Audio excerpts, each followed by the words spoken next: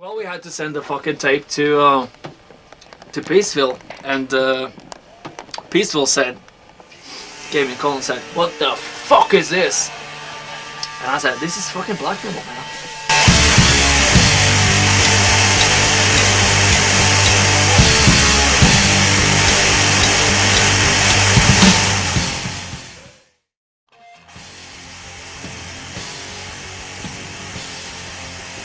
Hello all you black metal enthusiasts, and welcome to the first episode of a 3-part review series where I review Darkthrone's first 3 black metal albums, also known as the Unholy Trinity. These albums will include 1992's A Blaze in the Northern Sky, 1993's Under a Funeral Moon, which I will be reviewing next, and 1994's Transylvanian Hunger. As you can tell by the thumbnail and title, I will be reviewing the album A Blaze in the Northern Sky. And joining me today is the one and only, you know him and love him, Goniloc.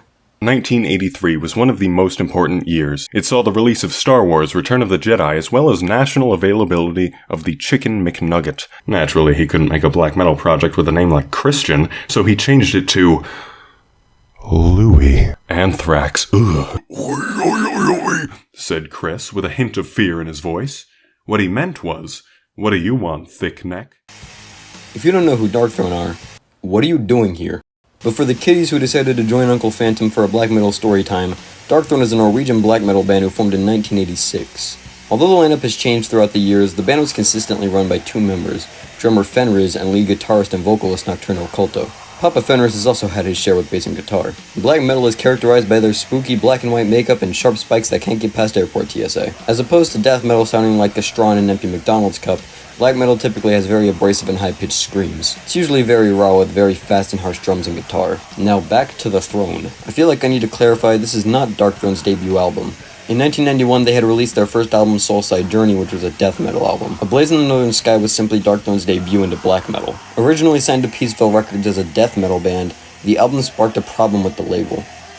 Well, we had to send the fucking tape to Peaceville, and Peaceville gave me a call and said, "What the fuck is this?" And I said, "This is fucking black metal, man." And they were like, "We signed you up as a fucking death metal band. What the fuck are you doing here?" And we got tired of that shit. Look around you. Look what death metal has become. Peaceville wanted to take control of the record and edit it, but the band threatened to release it under Death Like Silence, a record label ran by Mayhem guitarist Euronymous. Peaceville said, "We have to remix this motherfucker." And I was going like, "Why do you have to remix it?" And they said like, "Well, this doesn't sound like anything. Like, this sound is too weak." And I'm going like back like, "This is what black metal should sound like." And I said, "If you don't like it, we'll take it down to Euronymous' fucking label, Death Like Silence Productions." Then Peaceville said, "Well, it definitely won't look good for us if a new signed band is gonna leave our label. So, okay, we'll release this thing." A Blaze in the Northern Sky was released on February 26, 1992. This album features the obligatory Fenriz on drums and Nocturnal Culto on lead guitar and vocals. It also featured rhythm guitarist Zephyrus, who appears on the album cover.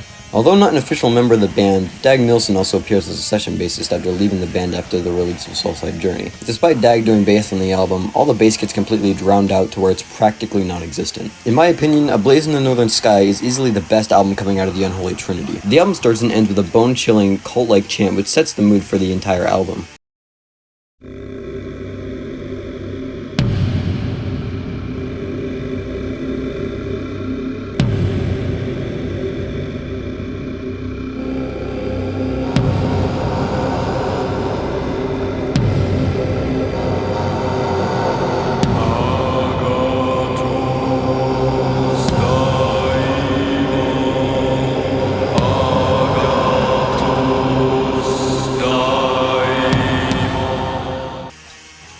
The album in total sounds like you're walking through a blistering cold and dark forest, and the atmosphere never lets up. This is partially due to the lo-fi sound of the album, due to all black metal being recorded on a Game Boy. The drums in this album are insanely well done due to Fenriz's amazing rhythm in multiple songs. This album juggles between different tempos, which include the drums increasing and decreasing speed.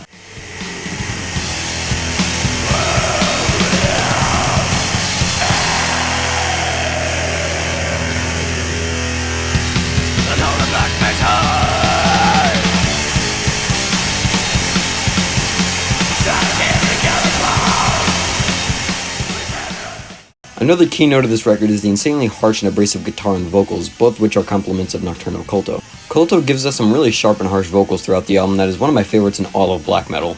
Culto's vocals on this album have a sort of ambient feel to it, which I really enjoy. As one can expect out of a death metal album, Culto's vocals on Soulside Journey were more deep and guttural.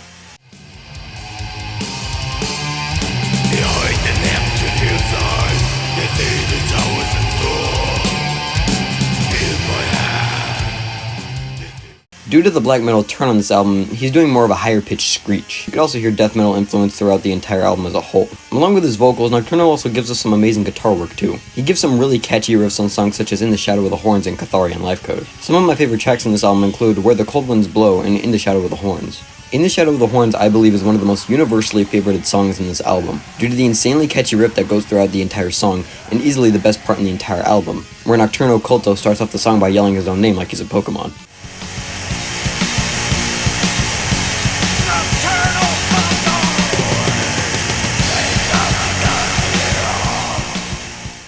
Accompanied by the absolutely nasty riff is Fenris giving a killer performance on drums. Overall, A Blazing in the Northern Sky has to easily be my favorite of the Unholy Trinity and is definitely a recommendation for anyone who's trying to get into black metal.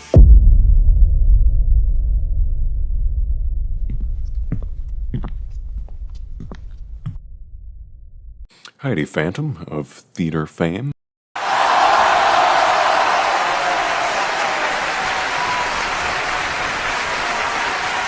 I'm going to second the opinion that this is the strongest and most special record within the Unholy Trinity. Like you touched on, this was their first proper foray into black metal, motivated almost exclusively by a simultaneously childish and ridiculously badass desire to sound more primitive than the established death metal sound. Now, even if you want to approach late 91 and early 92 with a bitch-ass attitude, there's really no shortage of authentic classics. But it's also a period when major labels were encouraging melodic developments, gothic elements, and more grounded subject matter. I can't say for certain if Darkthrone was listening to Goatlord, Beherit, Root, and Samael, but not a single one of these is a stretch of the imagination when you compare those gloomy, raw, and evil releases to Darkthrone's journey after they went all Soulside. Transitional periods in music history have a knack for producing weird records, often in a good and influential way. If you'll look to the Northern Sky, you'll see one of the most classic examples of that. I want to thank Goniloc for accompanying me in this video. Definitely don't forget to check out his channel as it will be the first link in the description. I hope you guys all enjoyed this video and thank you for watching.